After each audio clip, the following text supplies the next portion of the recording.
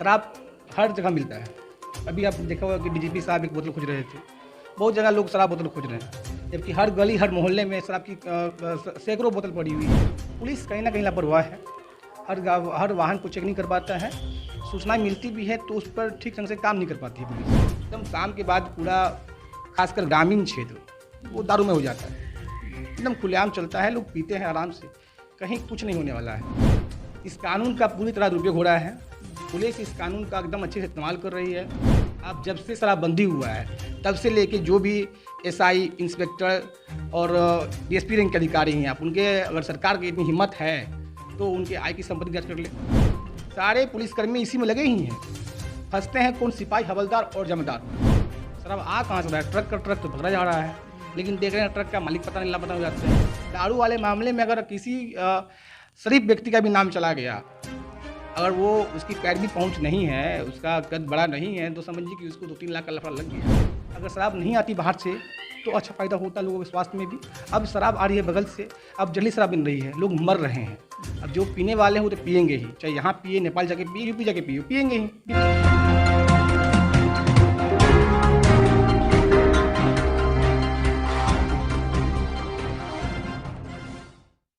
अभिजीत जी, ये बताइए कि अभी बिहार के अंदर ऐसे तो जो मद्य निषेध कानून है 2016 से ही लागू है, शराबबंदी। आप चूँकि एक मानवाधिकार संस्था से जुड़े हुए हैं, आप मानवाधिकार संस्था चला रहे हैं, तो जाहिर सी बात है कानूनों की देखरेख आप करते होंगे। तो आप बताएं कि आपका नज़रिया क्या कहता है शराबबंदी कानून को लेकर के, और ख़ास तौर से दरभंगा के अंदर पुलिस प्रशासन की कैसी भूमिका आप देखते हैं?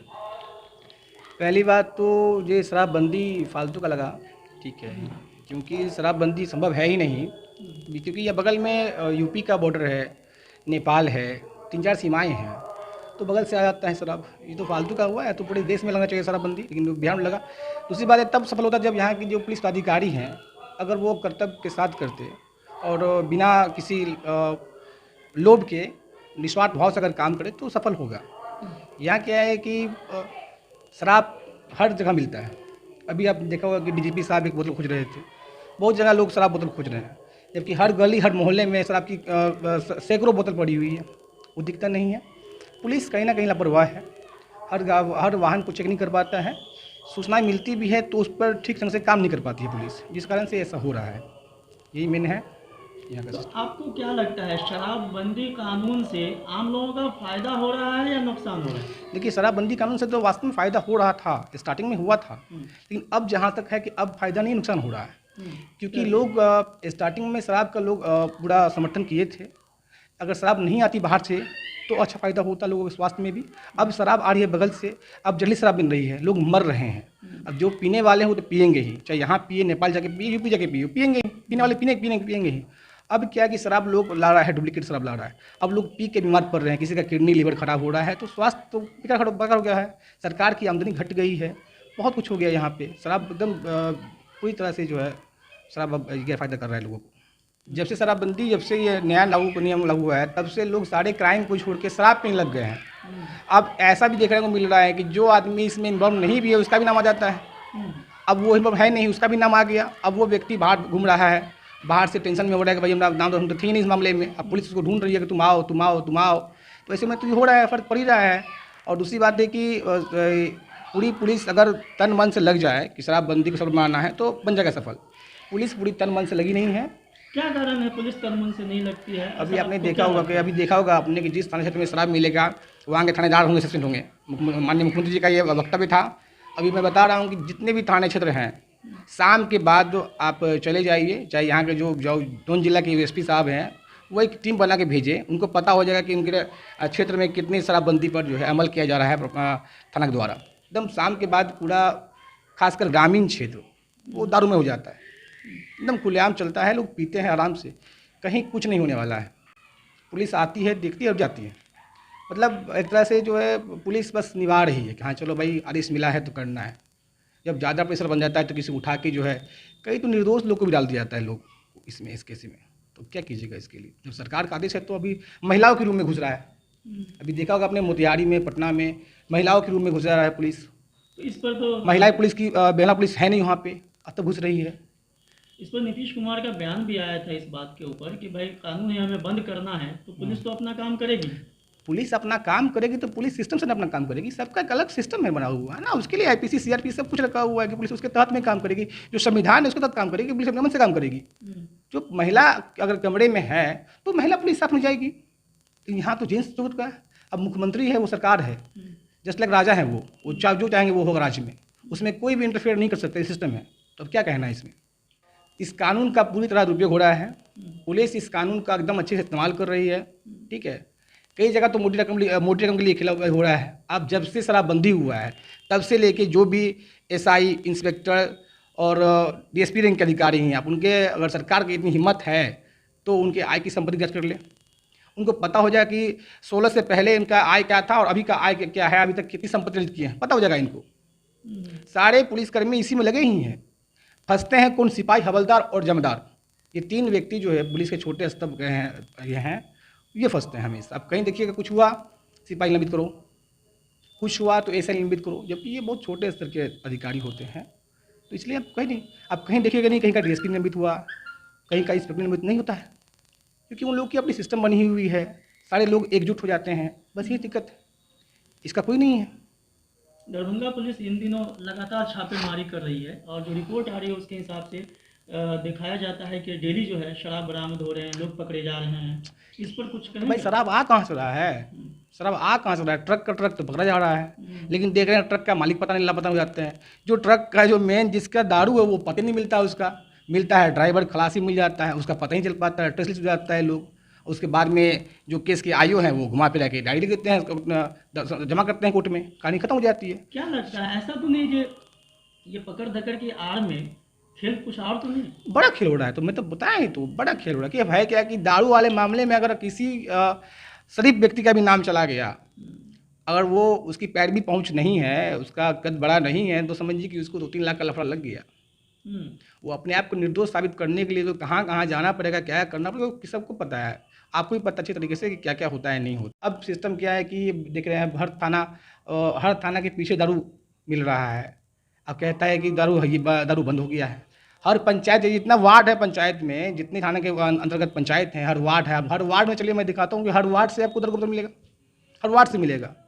और लोग बोल रहे हैं शराब पीते ही नहीं लोग यहाँ पे। तो चूंकि आप मानवाधिकार संगठन से हैं, आपके पास शिकायतें आती होंगी, आपका अनुभव क्या कहता है आम लोगों के प्रति पुलिस का क्या रवैया रहता है थानों पर अगर वो शिकायत लेकर के जाते हैं तो? कुछ नहीं। अब शिकायत लेकर आइए तो आपको नज़दीकी वहाँ के जो मुखिया हैं उसको फ़ोन कर देगा कि आप देख लीजिए। जो काम पुलिस का देखने का वो मुखिया समझ देखेगा, कुछ नहीं। बस शिकायत लिया है तो फेंक दिया है तो रख लिया, कोई कार्रवाई नहीं होती, उसमें क्या कीजिएगा। आपके पास ऐसे कोई पीड़ित आते बहुत हैं? लोग आते हैं, बहुत आते क्या हैं। बोलते हैं लोग आते हैं? बोलते हैं हम जा रहे हैं थाना पे, डर देता है, भगा दिया, गरिया दिया, भागो यहाँ से, भगाता ही। वास्तव वाली बात, ये रियलिटी है कि हम कि जो गरीब है उसका कोई नहीं है, चाहे वो किसी धर्म जात का हो, उसका वास्तव में कहीं कोई सुनने वाला नहीं है। जो पैसे वाले हैं उसको तो आप जाकर देखिए, थाने पे कुर्सी मिलता है उसके लिए चाय कॉफ़ी आता है। और जो गरीब गुरीब आते हैं उसको बैठने का क्या, खड़ा भी नहीं रह पाता, भागो यहाँ से। तो सब देख ही रहा है, पुलिस पूरा बिहार देख रहा है इस चीज़ को कि कौन क्या होता है, नहीं होता। दरभंगा के जो मौजूदा एसएसपी हैं, जी। क्योंकि यहाँ एसएसपी का भी पद है, पुलिस कप्तान वही हैं, आपको उनका कार्यकाल कैसा लगता है? देखिए कार्यकाल तो अच्छा है ही, लेकिन उनके नीचे जितने अधिकारी हैं, जितने भी हैं, तो है क्या कि वो तो एसएसपी हैं, उनको बस बैठ के देखना है। कहीं कहीं बड़ा क्राइम हुआ तो वहाँ खुद जाते हैं, लेकिन किसी भी मामले का वो जांच करवाते हैं। तो जांच अधिकारी होता है एसडीपीओ, चाहे किसी इंस्पेक्टर, तो वो लोग जो रिपोर्ट देते हैं उसको ये मानते हैं। अब वास्तव में वो लोग रिपोर्ट में उल्टा पुल्टा कर देते हैं तो उसको ही मान लेते हैं ये। तो कहीं ना कहीं कमी इनमें भी है, थोड़ी सी कमी है कि इनको खुद से भी रिव्यू करना चाहिए था कि इसमें वास्तव में क्या है, नहीं है। तो ये रिव्यू नहीं करके किसी रिपोर्ट को मान लेते हैं, ये थोड़ा सा है, बाकी वो ठीक है।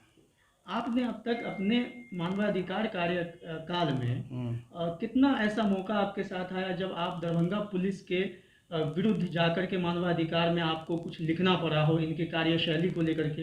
ऐसा हर मामले में, बताइए। कुछ मामले को छोड़ के हर मामले में, जैसे कि अधिकांश तो दहेज प्रथा का जाता है, दहेज हत्या हो जाता है उसमें। अब क्या हुआ कि जिसकी बेटी की हत्या हुई, अब वो एफआईआर करता है 5-6 लोगों पे, जो उसका पति है, उसके माता पिता है।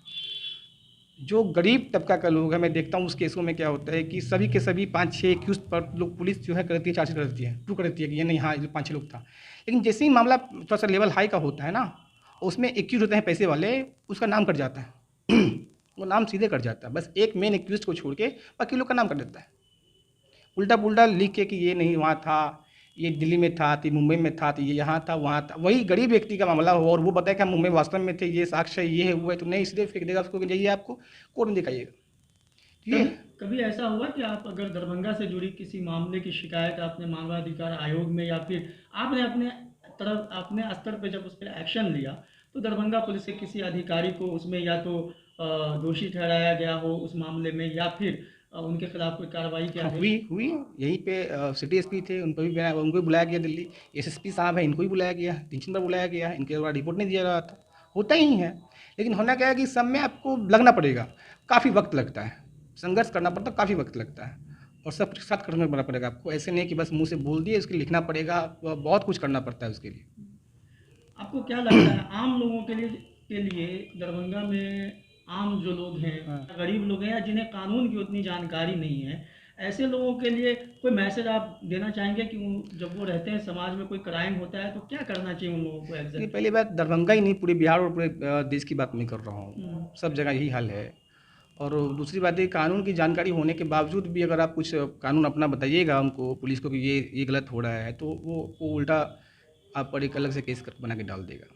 मेन चीज़ है कि एकता बहुत ज़रूरी है, लोगों में एकता बहुत ज़रूरी है, चाहे वो किसी गांव का हो मामला, कहीं का भी हो, एकता बहुत ज़रूरी है। जो एकता नहीं हो रहा है, अब बिल्कुल टूट रहा है, एकदम बिल्कुल टूट, तो एकता बनाए रखें। मेन तो एकता की, आप एकता कम से कम बना रखें। आपको कहीं लग रहा है कि हमारे साथ गलत हो रहा है, पुलिस आपका कंप्लेन नहीं दिख रही है, तो कोर्ट है, नज़दीकी कोर्ट है, किसी कंसर्निंग वकील को खोजिए और वहाँ से आप वहाँ दायर कीजिए।